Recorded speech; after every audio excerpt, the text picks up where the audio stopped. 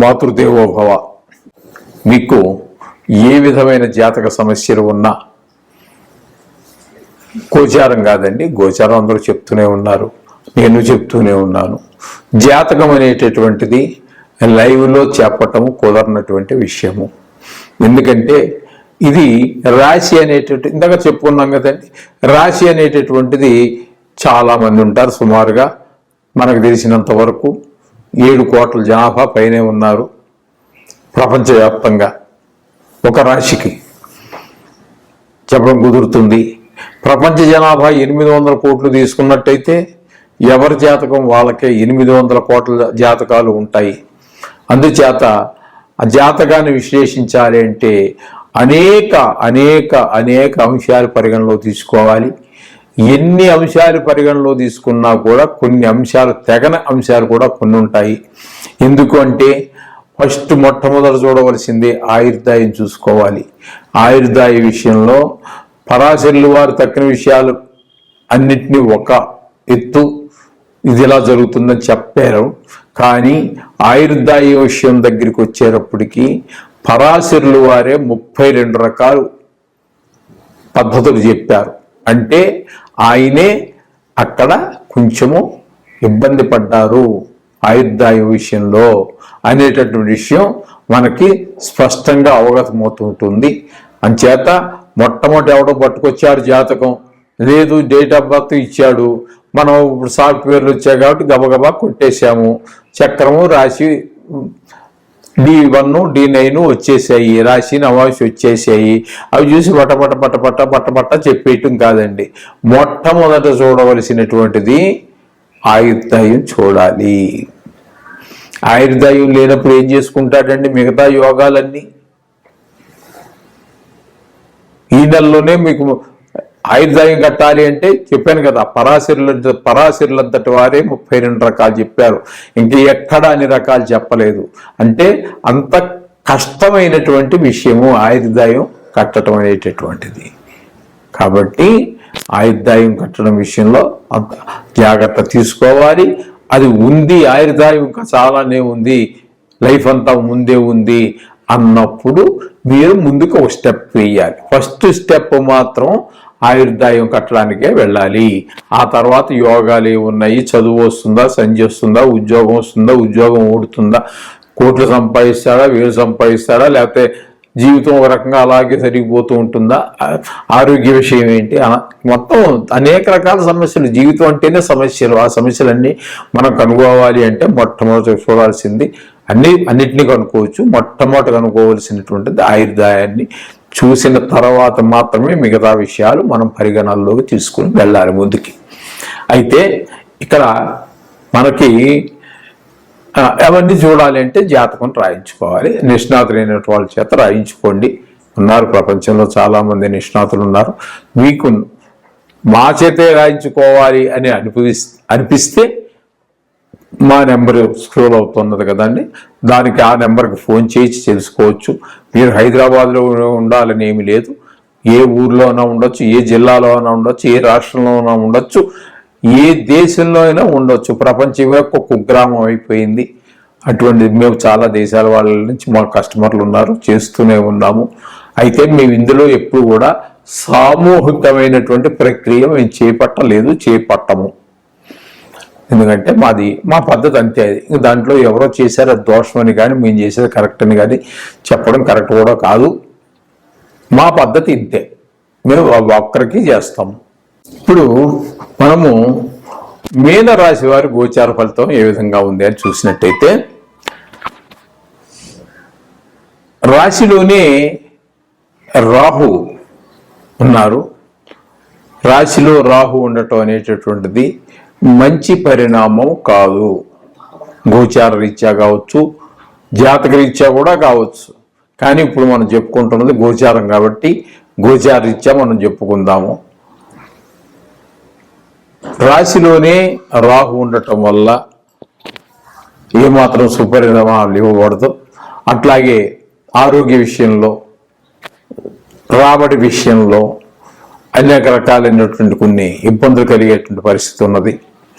ఈ విధంగా రాహు అనుకూలమైనటువంటి పరిస్థితులు ఇవ్వడం. ఇక ద్వితీయంలో మనకి గురు సంచారం బాగుంది. ఆ రాశి వారికి రాశ్యాధిపతి ద్వితీయంలో ధనస్థానంలో ఉండటం గోచార రీత్యా అది మిత్రక్షేత్రం కూడా అవటం ఒక కారణం. అంచేది ఆ విధంగా చూసినా కూడా ఈ గురుగ్రహం మాత్రం అత్యంత అనుకూలమైనటువంటి ఫలితాన్ని ఇస్తుంది. తద్వారా కుటుంబంలో సభ్యుల మధ్యన సఖ్యత, ధనానికి రాబడి, తగినంత రాబడి రావటం, వచ్చిన రాబడి కొంచెం మిగలడానికి అవకాశము,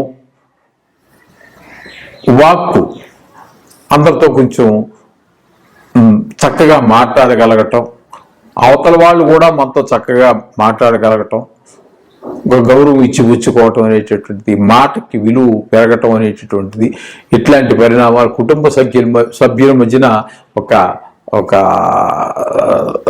సహకార భావం ఉండటం ఇవన్నీ జరుగుతూ ఉంటాయి. ఈ విధమైనటువంటి ఫలితాలన్నీ మనకి గురువు వల్ల కలుగుతూ ఉన్నాయి.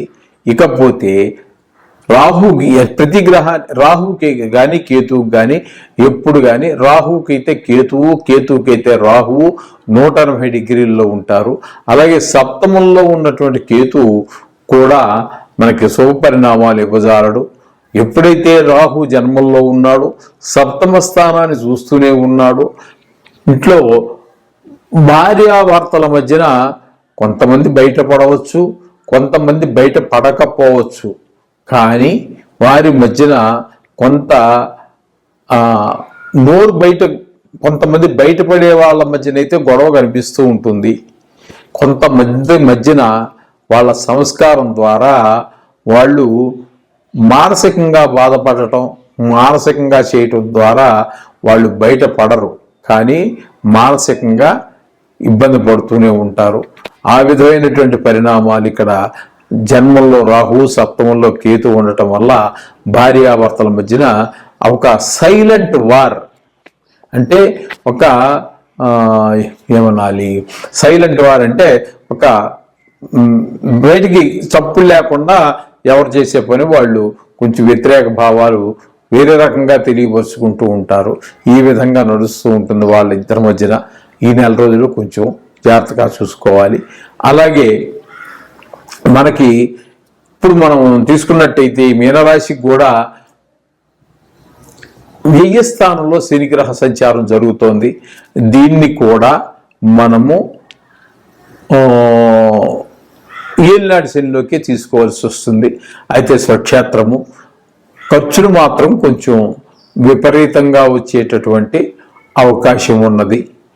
కొంచెం ఆరోగ్య విషయంలో కొంచెం జాగ్రత్తలు తీసుకోండి. అలాగే ధన విషయంలో, ఖర్చు పెట్టే విషయంలో చాలా ఆచితూచి ఉండండి. కొంచెము ఆరోగ్య విషయంలో తో పాటుగా కొంచెము ఏమి చెప్పాలి, కొంచెం ఆయుర్దాయకారకుడు కాబట్టి కొంచెము పెద్దగా ఉన్నటువంటి రోగాలు ఏమైనా ఉన్నట్టయితే ఏ మాత్రము అశ్రద్ధ చేయకండి, డాక్టర్ దగ్గరికి వెళ్ళండి, వెళ్ళి తగిన మందులు అవి తీసుకోండి. ఈయన ప్రసన్నం కోసం ఈ నవగ్రహ జపాన్ని, అదే నవగ్రహ మంత్రాన్ని రోజు చదువుకోండి, గుడికి వెళ్ళండి, చేయండి. ఒక నెల రోజులు కొంచెం జాగ్రత్తగా ఉన్నట్టయితే ఇందులో మీకు అనుకూలించేటటువంటి గ్రహము ఈ సుదీర్ఘకాలం అంటే ఈ నెల రోజులు ఉండేటువంటి గ్రహాల్లో గురుగ్రహమే మీకు అనుకూలమైన ఫలితాన్ని ఇస్తుంది. అటు రాహువు కానీ, ఇటు కేతువు కానీ, ఇటు శని కానీ లేదు. అందుచేత మీరు కొంచెం జాగ్రత్తగా ఉండవలసిందే. గుడికి వెళ్ళి ఏదో 10 రూపాయలు నవగ్రహ నవధాన్యాలు తీసుకొని కాస్త గుళ్ళకి వేస్తూ ఉండండి. నవధాన్యాలకు వేయండి. నెలలో 4 వారాలు వస్తాయి, 4 వారాలన్నా వెళ్ళి వేయండి. రోజు ఈ మంత్రం, ఈ నవగ్రహ స్తోత్రాలు మాత్రం రోజు చదువుకోండి. అంచేత ఏం కంగారు పడాల్సిన పని లేదండి, మిమ్మల్ని భయభ్రాంతులు చేయాల్సిన పని ఏమి లేదు. నవగ్రహం నెల రోజుల పాటు ఇది అంతే. కాబట్టి నవగ్రహ మంత్రాలు మీరు చదువుకోవటం అనే పరిష్కారం సరిపోతుంది. కొంచెం ఏదైనా తగిన జాగ్రత్తలు తీసుకుంటూనే ఉండాలి.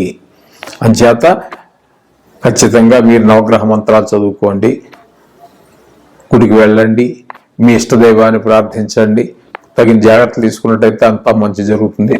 శుభం భూయాత్.